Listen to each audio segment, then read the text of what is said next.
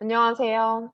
이 시간에는 화법과 작문 처음부터 끝까지 배웠던 내용을 같이 한번 복습을 해보려고 하는데요.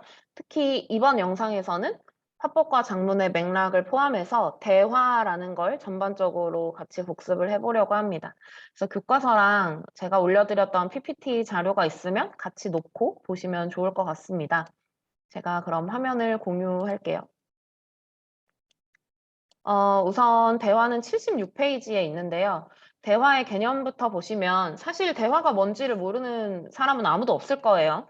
근데 이제 상호 협력적인 활동이다라는 거는 조금 체크를 해두자고 했었죠. 그 이유는 우리가 배우는 대화의 원리, 대화의 규칙과 같은 대화 전반의 어떤 어, 중요한 개념들이 이런 상호 협력적이라는 특성에 의거해서 만들어진 것들이기 때문에 이 내용은 조금 기억을 해두자라는 이야기들을 했었고요. 이것과 더불어서 관계 형성을 위한 대화의 방법과 관련해서는 우리가 세 가지 개념을 배웠습니다. 그래서 하나는 자아 개념이라고 하는 거였고요. 또 하나는 자기 표현, 또 자아 노출 같은 표현이라고 했어요. 그리고 하나가 더 있었죠. 나 전달법. 아이 메시지라고 하죠. 나 전달법이라는 개념도 같이 배웠는데요. 이렇게 세 가지를 같이 한번 복습을 해보려고 합니다. 먼저 자아 개념인데요. 자아 개념은 말 그대로 나에 대한 스스로의 개념이라고 했어요. 근데 어떤 나에 대한 거냐면 다른 사람들이 자기를 어떻게 생각하느냐에 대한 자아 개념, 스스로의 생각이 바로 이 개념이라고 했고요.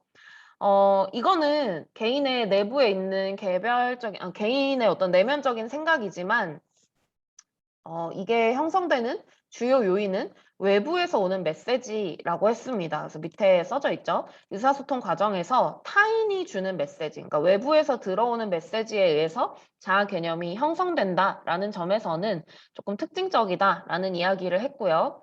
종류는 두 가지가 있었습니다. 긍정적 자아 개념과 부정적 자아 개념이 있다고 했죠.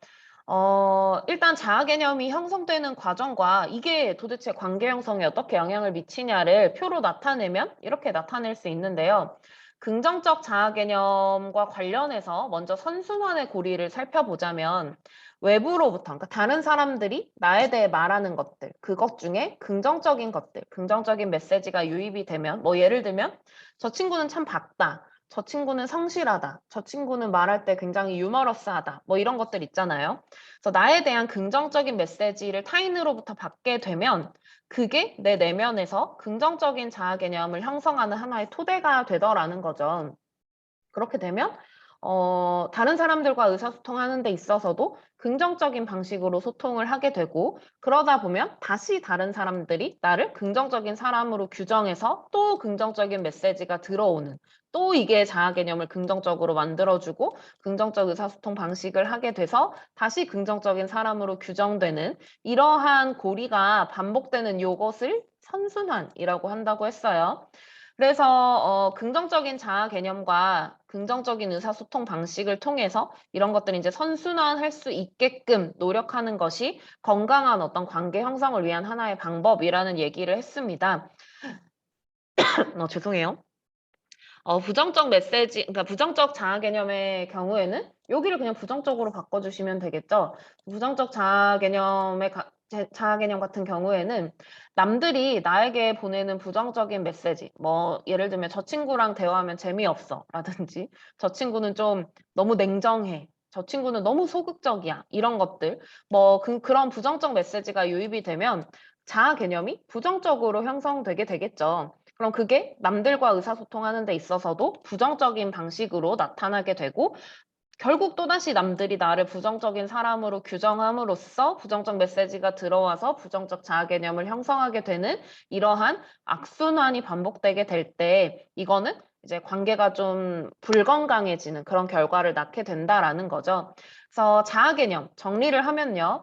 남들이 나에게 주는 그런 타인이 주는 메시지에 의해서 형성이 되고 긍정적 자아 개념을 갖게 되는 순간 의사소통 방식이나 어떤 전반적인 관계 형성에 있어서 긍정적인 방향의 선순환이 이뤄질 수 있다. 그래서 여러분도 생활 속에서 대화하실 때 나의 자아 개념, 긍정적으로 형성할 수 있게끔 남들이 주는 메시지 중 긍정적인 부분에 집중을 하는 게 필요하다라는 이야기들을 했었습니다. 한번 떠올려 보시고요.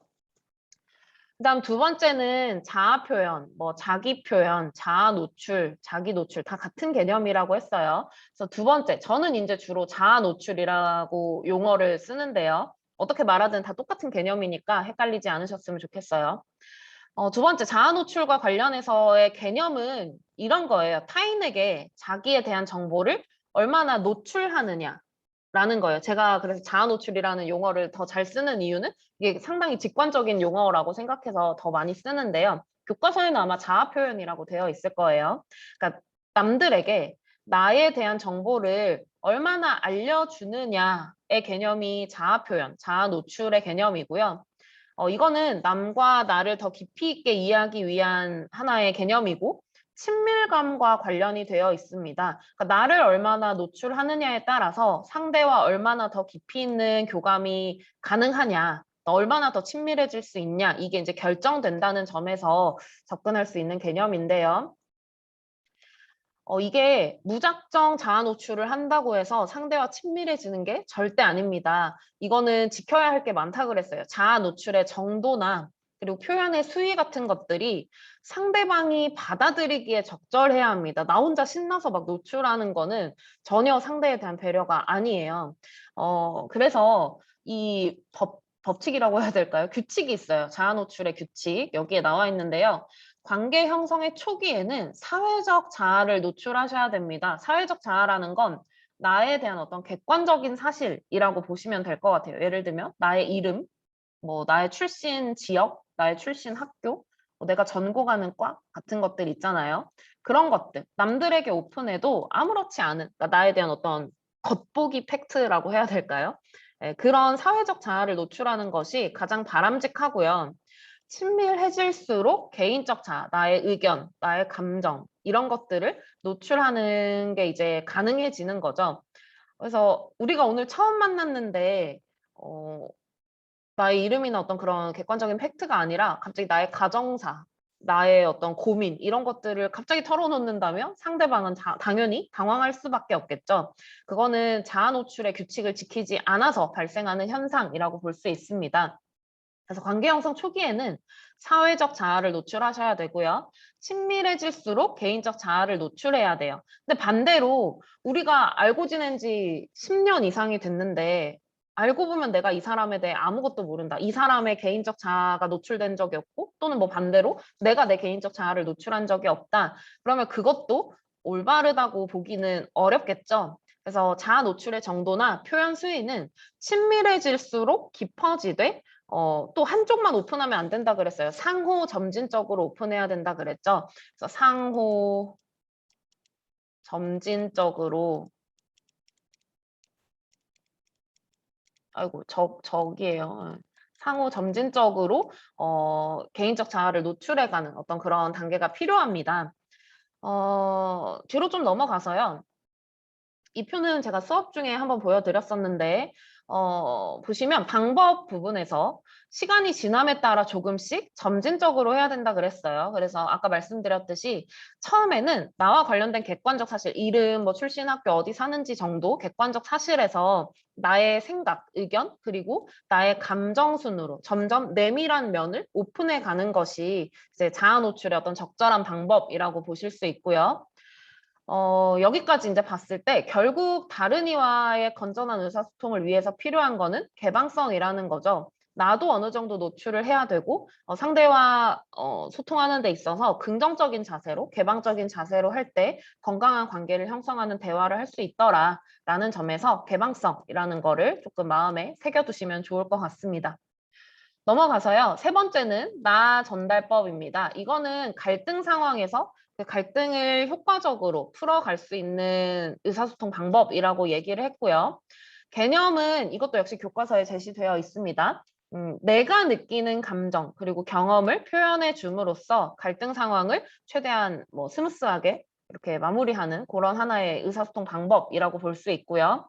이 나 전달법 메시지를 구성하는 방법은 사건, 그리고 거기에 대한 나의 감정이에요. 나의 감정. 그리고 앞으로에 대한 어떤 기대 이런 것이 드러나게끔. 그래서 이거의 예시를 우리가 한번 살펴봤었죠.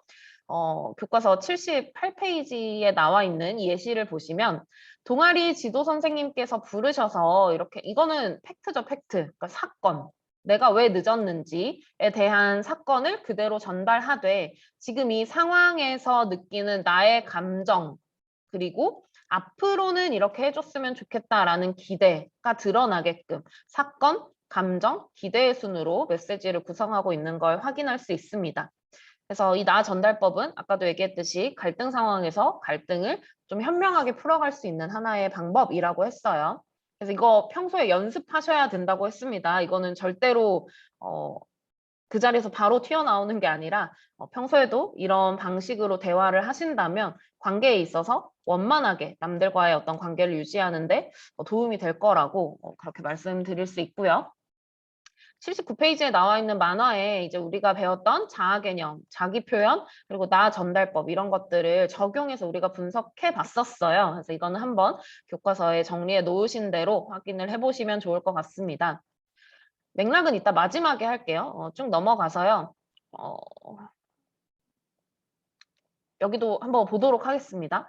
화법 60페이지예요. 화법 상황의 분석에서 이제 말하기를 할 때 분석해야 되는 것들이 있다고 했어요. 거기에서 어떤 얘기들을 했었냐면 비언어적 표현의 기능에 대해서 이야기를 했었습니다. 그래서 언어적 표현은 말 그대로 그냥 이런 메시지들, 이런 게 이제 음성 언어나 또는 뭐 문자 언어를 통해서 표현되는 그런 것들이 이제 언어적 표현이었죠. 준 언어적 표현은 성량이나 속도, 어조처럼 이렇게 목소리에 얹혀서 나는 것들 있죠. 그래서 의미 전달에 영향을 미치는 거. 그런 것들은 이제 준 언어적 표현이라고 했고, 그 다음에 우리가 봤던 거는 비언어적 표현이었습니다. 이거는 시선이나 표정이나 몸동작처럼 언어 표현이나 준언어 표현과는 달리 그러니까 이거라는 좀 독립적인 어떤 영역이고요. 그렇지만 의미 전달에 영향을 미치는 것들이 비언어적 표현이라고 했었죠. 기능 6가지 정도로 정리를 했는데요.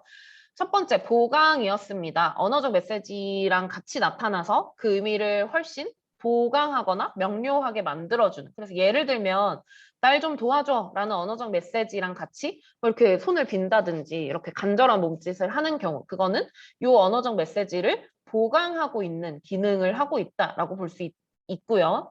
그 다음에 두 번째, 모순의 기능도 있다 그랬습니다. 이건 이제 언어적 메시지, 전달하는 언어적 메시지와 실제 행동은 다른 경우라고 했고요. 사실 그 말하는 사람의 생각을 가장 잘 보여주는 대목이 이 지점이라는 얘기도 했었죠. 그래서 더 말해, 계속 말해봐 라고 하면서 시계를 계속 보는 경우에는 더 말하지 말라는 얘기를 전달하는 거죠. 그래서 그런 경우는 모순의 기능을 통해 어떤 의미를 전달해 준다라고 볼 수 있는 거고요. 반복은 언어적 메시지를 말 그대로 반복해 주는 건데요. 동일한 의미를 전달한다는 점에서 예를 들면 나가라고 하면서 문을 이렇게 가리키는 경우 이 나가라는 메시지랑 손짓으로 하는 게 똑같은 의미를 반복해서 가리키고 있는 경우였죠. 여기서 이제 나가라는 말이 없는 경우에는 대체의 기능을 한다고 볼 수 있습니다. 그렇죠? 제가 나가라는 말 대신 이렇게 하면은 나가라는 의미를 언어적 메시지를 안 해도 대체하는 거니까 그것도 하나의 기능이 되더라. 강조는 일단 넘어가고요. 화맥 조절 같은 경우에 대한 것도 살펴봤었죠. 의사소통의 흐름을 조절해주는 기능을 하더라. 상대가 말하는 동안 계속 말해보라는 의미로 이렇게 끄덕이거나 아니면 몸을 이렇게 기울인다거나 하는 관심을 표명하는 경우 화맥을 조절하는 기능도 수행하는 것으로 그렇게 정리를 해볼 수 있다라는 얘기들을 했었고요. 여기까지가 이제 비언어적 메시지의 기능이었습니다. 6가지 같이 한번 살펴봤고요. 그 다음 넘어가서요. 대화의 원리. 이거는 교과서에는 없었어요. 그렇지만 이제 1학년 때 아마 배우셨을 건데 한 번 더 복습하는 차원에서 우리가 보자고 했었죠. 일단 대화의 원리는 크게는 4가지로 살펴봤고요. 그 중에 1번이 현재 화면에 떠 있는 협력의 원리였습니다. 4가지 경률이 포함되어 있었죠. 그래서 첫 번째는 양의 경률이었습니다. 말 그대로 대화의 목적에 딱 필요한 만큼의 정보만 제공하면 된다. 예를 들면 이제 자기소개를 하는 상황에서 아니면 뭐 처음 만난 상황에서 어디에 사세요? 라고 했을 때 뭐 저 용봉동 살아요. 아니면 뭐 삼각동 살아요. 정도의 정보면 딱 목적에 필요한 만큼인데 예를 들면 뭐 광주요라고 하거나 아니면 뭐 광주광역시 북구 용봉동 1470번지 어쩌고 저쩌고 하는 뭐 어디 아파트 102동 502호요라고 하는 경우 필요 이상의 정보를 제공하고 있죠. 그런 거는 전부 양해 경유를 어긴 사례에 해당하더라라는 거 같이 한번 살펴볼 수 있을 것 같고요. 그다음 지뢰 경률은 진실되게 기여하라라는 거였죠. 예를 들면 시험 범위 어디야? 라고 물어봤을 때 몰라 라고 하는데 사실은 알고 있어. 거짓말한 거죠. 그러니까 진실되게 기여하는 것이 지뢰 경률을 잘 지키는 사례다라는 얘기들을 했었고요. 그다음 세 번째 관련성의 경률은 우리가 대화를 나누고 있는 목적이나 어떤 주제에 관련된 그 테마에 관련된 것들을 이야기해야 된다라는 거였는데요. 예를 들면 뭐 영화 얘기를 하고 있다. 그럼 영화에 대한 얘기를 해야지. 갑자기 뜬금없이 내일 뭐 그냥 뜬금없이 뭐 이거는 뭐야? 라고 하면서 뭐 공부 얘기를 갑자기 꺼낸다든지 이런 것들은 관련성의 경률을 어긴 사례라고 볼 수 있겠고요. 그다음 태도의 경률은 모호하고 중의적인 표현을 피하고 간결하고 조리 있게 예의를 지켜서 말하라는 말 그대로 모호하게 말하지 말아라, 애매하게 말하지 말아라라는 게 태도의 경률이라는 얘기를 했었습니다. 그래서 이렇게 네 가지 경률을 지키면서 협력적으로 대화하라라는 것이 협력의 원리였고요. 근데 이제 그런 경우가 있다고 했죠. 이 협력의 원리를 일부러 깨뜨리는 경우가 있어요. 그게 바로 대화 함축의 개념이었죠. 이거는 의도적으로 협력의 원리를 깨뜨림으로써 다른 의도를 전달하는 거죠. 예를 들면 관련성의 경률, 대표적인 게 이제 이런 사례거든요. 딸이 이제 학교에서 돌아왔을 때 엄마가 너 시험 잘 봤어? 라고 물어보는 경우. 시험 잘 봤어? 라고 물어봤는데 아, 나 피곤해. 라고 대답하는 경우. 이거는 관련성의 경률을 어긴 거거든요. 왜? 시험이라는 테마에 맞게 대답을 해야 되잖아요. 근데 아닌 거잖아요. 이거는 관련성의 경률을 어긴 사례예요. 그렇지만 여러분은 이상한 거 못 느끼셨죠? 왜냐? 이건 대화 함축이거든요. 의도적으로 깬 거예요. 시험 얘기 하기 싫다. 나 시험 잘 보지 못했으니까 건드리지 마세요. 라는 거를 전달하고 있는 거죠. 그런 경우는 협력의 원리 중 관련성의 경률을 어김으로써 그 대화 주제에 대해 얘기하고 싶지 않다라는 숨은 의미를 전달하고 있는 사례라고 볼 수 있습니다.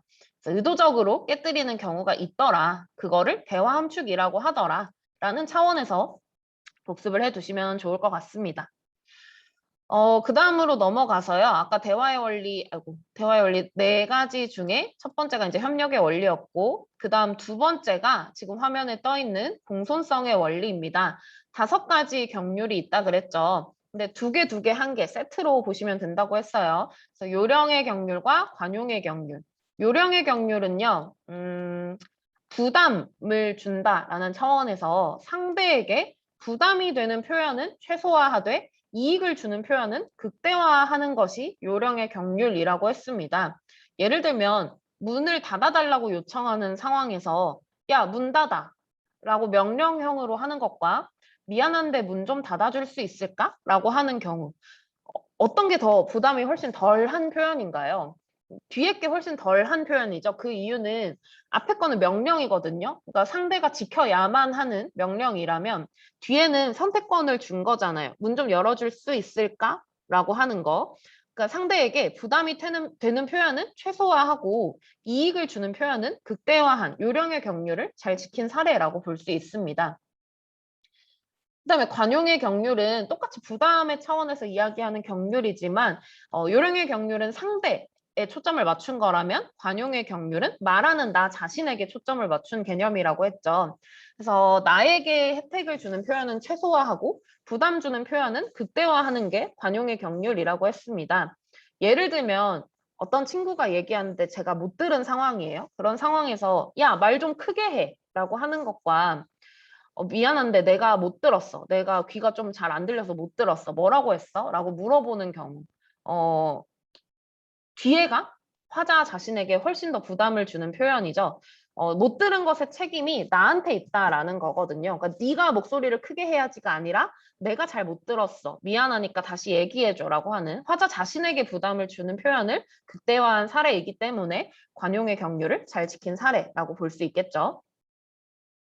그다음 이제 칭찬과 겸양은 말 그대로 비방과 칭찬이라는 차원에서 같이 묶어서 생각해 볼 수 있다고 했고요. 마찬가지로 칭찬의 경률은 상대에게 초점이 있어요. 그래서 다른 사람에 대한 비방은 최소화하고 칭찬은 극대화하되 겸양의 경률은 화자 자신에게 초점이 있다고 했습니다. 그래서 나에 대한 칭찬은 최소화하고 나에 대한 비방은 극대화하는 것. 한마디로 하면 겸손하게 말하라 라는 경륜이라고 보면 된다라고 했었습니다. 기억을 떠올려 보시고요.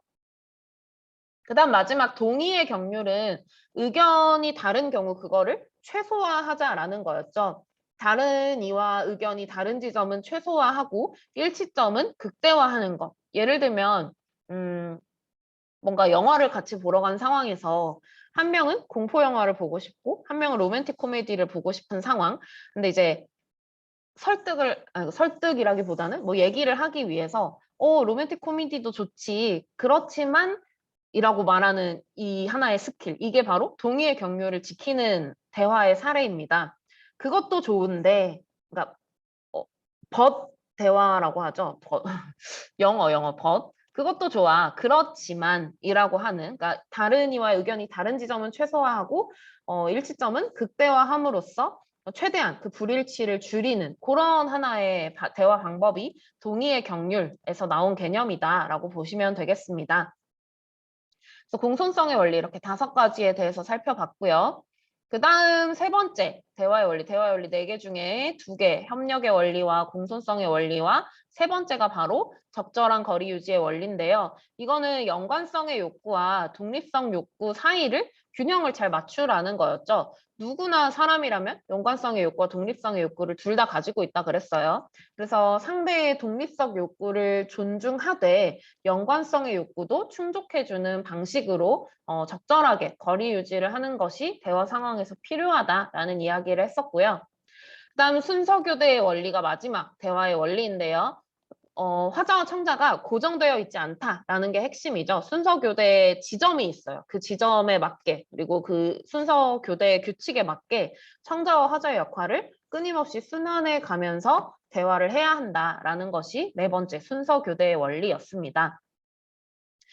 대화의 규칙은 그냥 넘어가고요. 교체 적정 지점 한번 확인해 보시고요. 네, 이 내용은 넘어가도 될 것 같아요.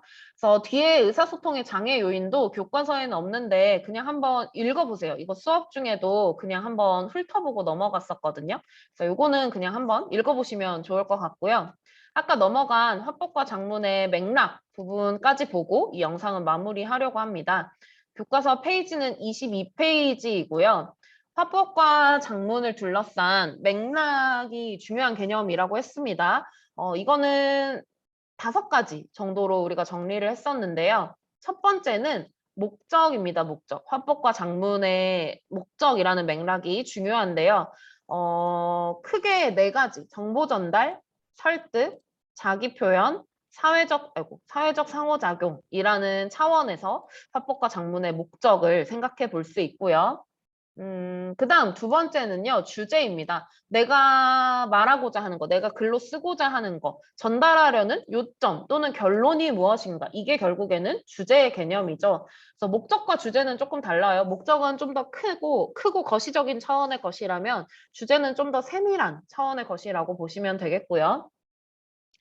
그다음 3번째는요, 담화 또는 글의 유형입니다. 예를 들면 대화, 우리가 배웠던 거, 발표, 연설, 토론, 수필, 논설문, 기사문 등등등 이런 것들이 담화 또는 글의 유형이에요. 이게 중요한 이유 중에 하나는 각각이 이 담화나 글의 유형에 따라서 지켜야 할 틀이 있어요. 예를 들면 기사문 같은 경우는 우리 배웠잖아요. 표제, 헤드라인, 그다음에 부제, 전문, 본문. 요거를 이제 지켜야 되는 하나의 형식이 있고요. 그다음에 논설문도 서론, 본론, 결론이 정해져 있고 각 영역에서 다뤄야 하는 내용들이 각기 다르죠. 그 토론도 우리 반대신문식 토론 배웠잖아요. 각 단계에 따라서 구성해야 하는 내용의 방향이 달랐습니다. 그래서 담화나 글의 유형이 중요한 이유. 각각의 유형에 따라서 그 쓰는 방법, 말하는 방법, 그리고 준비해야 할 것, 그 구성 요소들이 좀 달라질 수 있기 때문에 이 유형도 중요한 화법과 작문의 맥락 중 하나고요. 그다음 청자와 독자도 굉장히 중요한 개념이라고 했어요. 청자와 독자의 요구, 관심사, 지식 수준 등을 고려해야 정확한 어떤 좀 유의미한 화법이나 작문이 가능하다는 점에서 청자와 독자 매우 중요한 요소입니다. 그래서 여러분이 발표를 하거나 글을 쓸 때에도 청자와 독자 반드시 고려하셔야 된다고 했고요. 그다음 마지막 매체도 화법과 작문의 중요한 맥락 중에 하나라는 이야기들을 했었습니다. 사실 교과명으로는 이제 언어와 매체로 분류가 되어 있지만 사실은 매체는 요즘에는 화법과 작문의 영역에 더 가깝지 않나라는 얘기를 제가 수업 중에 했었죠. 그래서 뭐 신문, 책, 전자우편, 문자 메시지, DM, 카카오톡, 트위터, 인스타그램, 페이스북, 블로그 이거 전부 다 매체예요. 그래서 이 매체가 중요한 이유도 앞에 그 글의 유형 이거랑 좀 비슷하죠. 매체에 따라서 표현하는 양식이나 필요한 어떤 그런 것들이 달라지기 때문에 매체도 굉장히 중요하게 고려해야 하는 화법과 작문의 맥락이다라는 이야기들을 했었습니다. 그래서 이거를 토대로 화법 상황을 분석할 때도 주제, 목적, 청자, 매체, 담화 유형 같은 것을 분석하는 동시에 시공간적인 배경이나 물리적 환경도 중요하게 고려를 해야 된다라는 이야기들을 했었죠. 그래서 화법과 작문의 맥락 22페이지에 나와 있는 이 5가지는 반드시 기억을 하셔야 됩니다. 어떤 담화나 어떤 글의 유형을 하든지 이것들에 대한 거는 반드시 분석을 하셔야 되기 때문에 화법과 작문의 맥락 5가지까지 좀 잘 기억해 두시기를 바라면서 대화에 대한 복습 영상은 여기서 마치면 될 것 같습니다. 네. 방금 돌아본 내용 토대로 실제 우리가 봤던 교과서의 글이나 아니면 풀었던 모의고사 지문 등등에 적용해서 한번 공부를 해보시면 좋을 것 같습니다. 그럼 다음 영상에서 만나도록 할게요.